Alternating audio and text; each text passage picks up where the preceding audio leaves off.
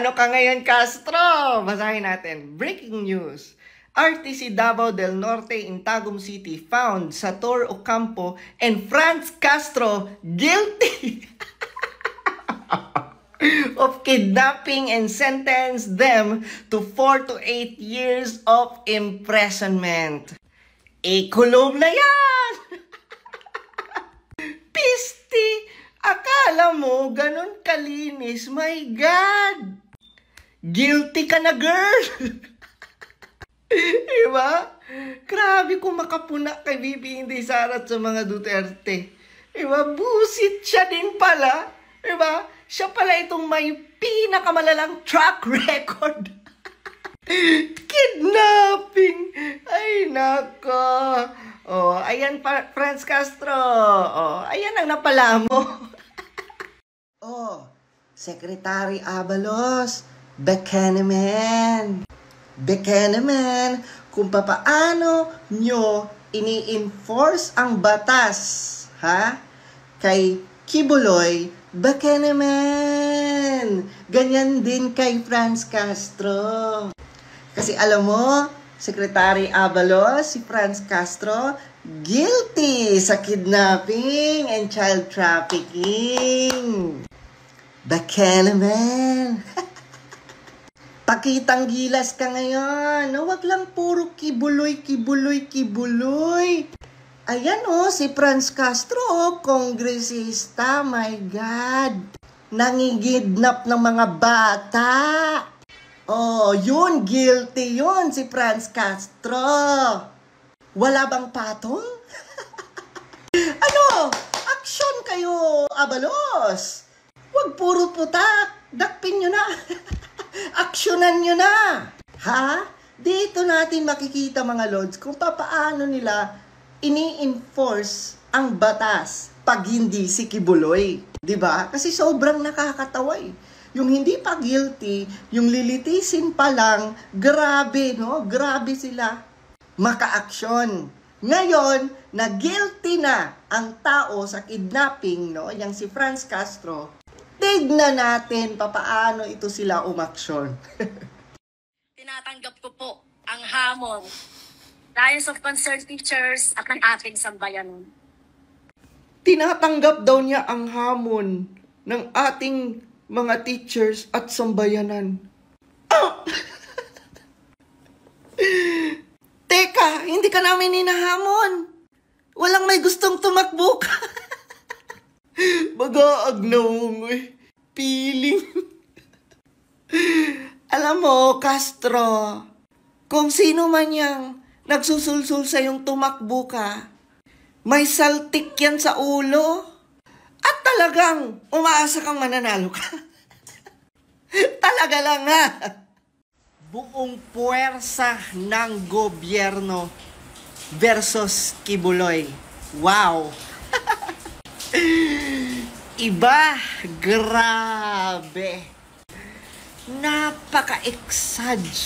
Napaka-exage ng gobyerno natin ngayon, no? Sa kadami-dami ng mga halang ang bituka. Ano nga kinaso nila kay Kibuloy? Child trafficking at kung ano-ano pa. Now, which is, hindi pa guilty, Pero kung umasta sila at, kumbaga, yung desire nilang dakpin si Kibuloy para talagang criminal, no? Para talagang guilty.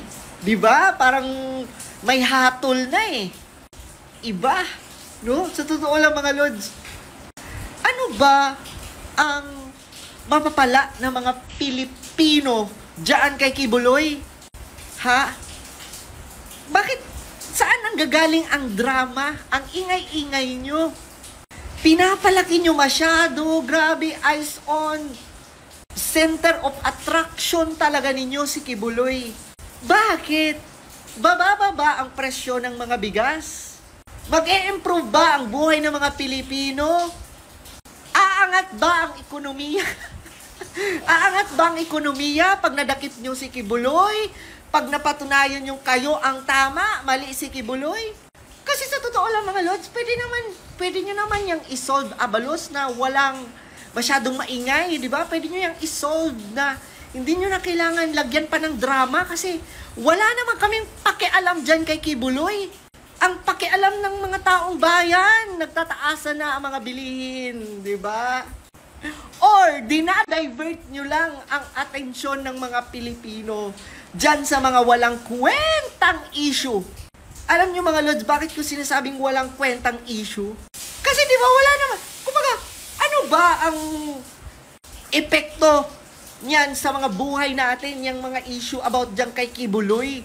Diba? Kasi, napansin ko mga Lods, bakit? Ganyan ba sila sa ibang mga kriminal? Diba? Tumataas. Ito tumataas ang crime rate right now. O, ganyan ba ang kanilang aksyon sa ibang mga problema about crimes? Ganyan ba sila umaksyon? Or kay Kibuloy lang sila ganyan? Sobrang nahalata ko na mga Lods. They are doing it para siraan talaga mga Duterte. Kasi imagine mo, hindi sila matahi-tahimik. At ito ang pinaka-weird sa lahat mga Lods. Ito pinaka-weird sa lahat. Saan nagsimula? Kay Risa Hontiveros. Dilawan. Grabe no? Tapos tignan nyo ngayon, yung asal ni Abalos. Diba? Parang connected sila no? Sinimulan ni Risa Hontiveros, sinigundahan ni Abalos. Wow! What a tandem! Pwede tayong maging parehas at maging katulad ng ibang bansa. Kasi di ba amazing sa ibang bansa? Kasi pag may mga sakit, sagot ng gobyerno. Di ba? Yung mga healthcare. Grabe, no? Pwede pala yun mangyari sa Pilipinas kasi may sobra o may pondo. Pero ang ginagawa ng gobyerno ngayon, instead na itulong sa mga Pilipino, tataasan pa nila ang contribution sa PhilHealth. Grabe, yan ba yung sinasabi nyong may malasakit sa mga Pilipino, ang gobyerno ngayon? Yan ba yung sinasabi nyong iniisip lang ng gobyerno ngayon ang kapakanan ng mga Pilipino? Or ang iniisip lang ng gobyerno ngayon ang kapakanan nila? Grabe mga Lods. Halatang-halata mo na talaga. Grabe ang korupsyon na nangyayari ngayon. Imulat lang natin ang mga mata natin. Grabe. Grabe. Imaginein mo, sobra-sobra pala yan sa PhilHealth. Pwede na yan itulong sa mga kababayan nating may sakit. Sa mga kababayan nating nahihirapan sa mga hospital bills, pwede na yan maitulong.